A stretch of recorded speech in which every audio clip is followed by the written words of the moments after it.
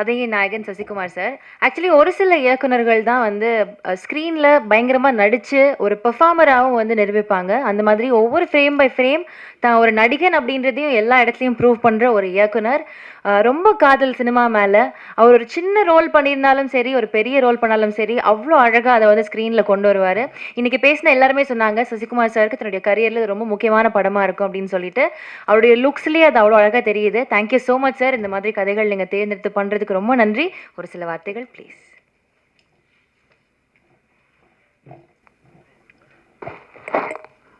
எல்லோருக்கும் வணக்கம். முதல்ல நான் சீமானனுக்கு நன்றியை சொல்லணும். எங்களை வாழ்த்த வந்து படம் இவ்வளோ வேலை மத்தியிலும் எங்களுக்காக தம்பிகளுக்காக வந்த உங்களுக்கு நன்றியை தெரிவிச்சுக்கிறேன். நீங்கள் படம் பார்த்து எங்களை வாழ்த்துனது வந்து ரொம்ப மறக்க முடியாத ஒவ்வொரு வார்த்தையும் மறக்க முடியாமல் இருக்குது. அதுக்கு உங்களுக்கு நன்றியை தெரிவிச்சுக்கிறேன். நானும் சரவணும் அவ்வளோ ரசித்தோம். நீங்கள் சொன்ன வார்த்தைகள் ஒன்றொன்றும் உண்மை. இப்படி நடக்கணும், இப்படி இருக்கணும்னு சொன்ன விஷயங்கள் அதை நீங்கள் மறுபடியும் இதில் சொன்னீங்கன்னா இன்னும் சந்தோஷப்படுவோம் எங்கிட்ட சொன்னதை. அது அப்புறம் வினோத் அவரோட படத்துக்கே வரமாட்டார், ப்ரமோஷனுக்கு வரமாட்டார், யோசிப்பார். அப்படியே கூப்பிட்டாலும் முகத்தை மூடி மறைச்சிக்கிட்டு பேசவும் மாட்டாப்புல. என்ன ஏண்டா கூப்பிட்டீங்க இதுக்கு அப்படின்னு அவரோட ப்ரமோஷனுக்கே வரமாட்டார்.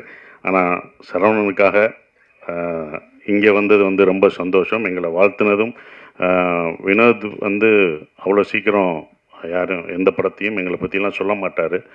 இப்போ ஆச்சரியமாக இருக்குது, சொன்னது ரொம்ப சந்தோஷமாகவும் இருக்குது. ஸோ அப்படி ஒரு படத்தில் நான் பண்ணியிருக்கோம் அப்படின்ற ஒரு விஷயம் சந்தோஷமாக இருக்குது. சந்தோஷ் எல்லாருக்கும் என்னுடைய நன்றியை தெரிவிச்சுக்கிறேன். வந்த அனைவருக்கும். இவங்கெல்லாம் சரவணோட நண்பர்கள், அவங்க எல்லாருக்கும் நன்றியை தெரிவிச்சுக்கிறேன். எங்கள் டீம் சார்பாக தெரிவிச்சுக்கிறேன். சமுத்திரகனி சகோ வர முடியாத சூழலாக இருந்தது, அது எனக்கு தெரியும். அது வந்ததுக்கும் நன்றி. பாலா சக்திவேல் சார், ஹீரோயின் எல்லாருக்குமே என்னுடைய நன்றியை தெரிவிச்சுக்கிட்டு ஒரே ஒரு விஷயந்தான் சொல்லணும். நான் அடிக்கடி சரவண பக்கமெல்லாம் எனக்கு ஒரு வசனம் என் படத்தில் வந்து ஞாபகம் வரும். உங்கள் நேர்மை எனக்கு ரொம்ப பிடிச்சிருக்கு அப்படின்னு சொல்கிறது. அதுதான் சரவணா பக்கமாக அந்த நேர்மை எனக்கு ரொம்ப பிடிச்சிருந்தது.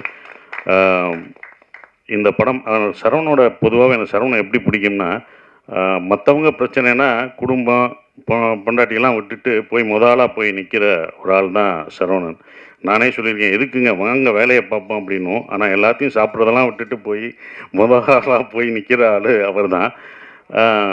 இப்போ அவருக்கு தெரிஞ்சிருக்கும் உங்கள் பின்னாடி யார் யார் இவங்க தான் இருக்காங்க, அது யார் நிற்கிறான்னு பார்க்கணும். ஏன்னா சினிமாவில் எல்லாருமே அவங்க கூட இருக்க மாட்டாங்க, உங்கள் கூட நிற்க மாட்டாங்க.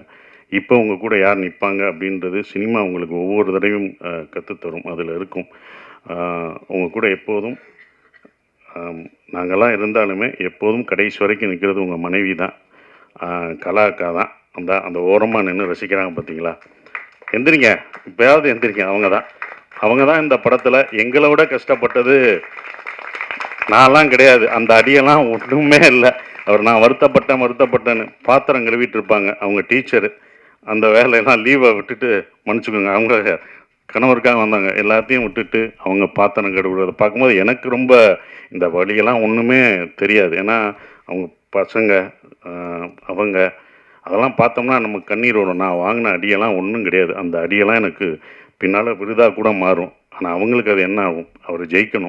அவர் ஜெயிக்கணுன்ற ஒரு விஷயந்தான். கண்டிப்பாக இந்த படம் சரவணனுக்கு பெருசாக நிற்கும். அதுக்கு தான் எல்லாம் வந்து நிற்கிறோம். நான் வந்து வழி அனுப்ப போன மாதிரி தான் இந்த படத்தில் 4 நாள் நடிக்கிறதுக்கு தான் அந்த படத்துக்கே போனேன். கனியனை நடிக்கிற கேரக்டர் தான் என்னோடய கேரக்டர். வழி அனுப்ப ட்ரெயினில் ஏற்றி விட்டுரு, வாங்க நீங்களே ஏறுங்க. அந்த மாதிரி நான் வழி அனுப்ப வந்தேடா, என்னப்பா ஏற்றிட்டீங்க? அப்படி தான் அந்த படம் இருந்தது. அது வேற ஒரு நடிகர் நடிக்க இருந்தது. நான் தயாரிக்கணும்னு நினச்ச படம். என்னால் இப்போ வரைக்கும் தயாரிக்க முடியலை அப்படின்ற ஒரு விஷயம். பட் அவர் தயாரிக்கிறது எனக்கு சந்தோஷமாக இருக்குது.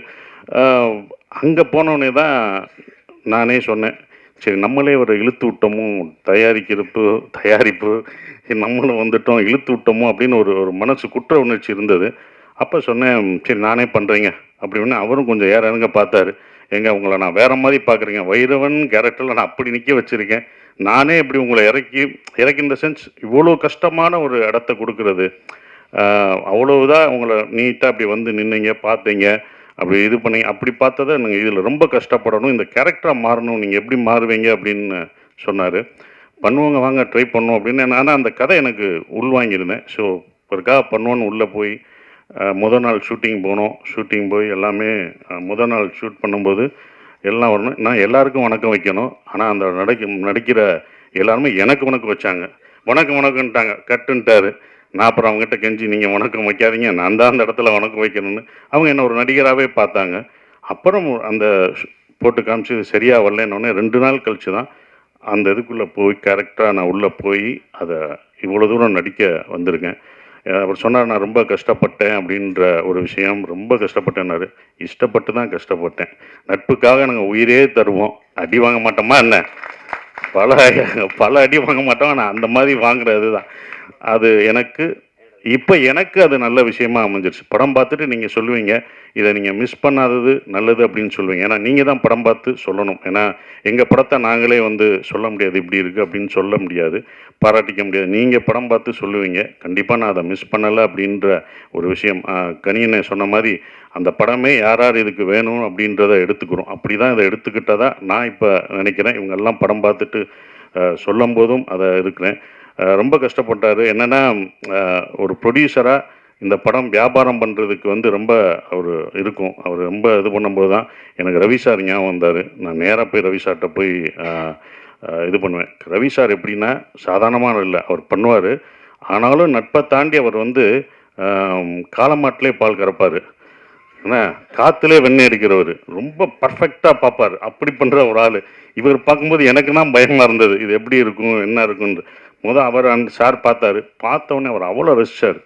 இது இப்படி இருக்குது, ஃபஸ்ட்டு ஷாட் அந்த செருப்பு ஷாட்டை காமிச்சது யாரும் பண்ண மாட்டாங்க. அவ்வளோ ரசிக்க ரசிக்க எங்களுக்கு முதல் ரசிகர் அவர் தான். எங்களுக்கு முதல் ஒருத்தர் வந்து நாங்களாக பார்த்துக்கிட்டு இருந்தோம், இது எப்படி இருக்கும் என்னன்றதை யோசிச்சிருக்கோம். முதல் ரசிகர் அவர் தான். அதை ரசித்து சொல்லும்போது இவ்வளோ பண்ணியிருக்கோன்றது திருப்பி, அதுவும் இல்லாமல் அந்த குழப்பம் தீங்கிறதுக்கு 40 பேரை அவர் 40 பேரை ஃபில் பண்ணி பார்த்தாங்கல்ல, அதில் கை தட்டி எல்லாம் ரசித்து பார்த்தாங்க ஒவ்வொரு டைலாகும்.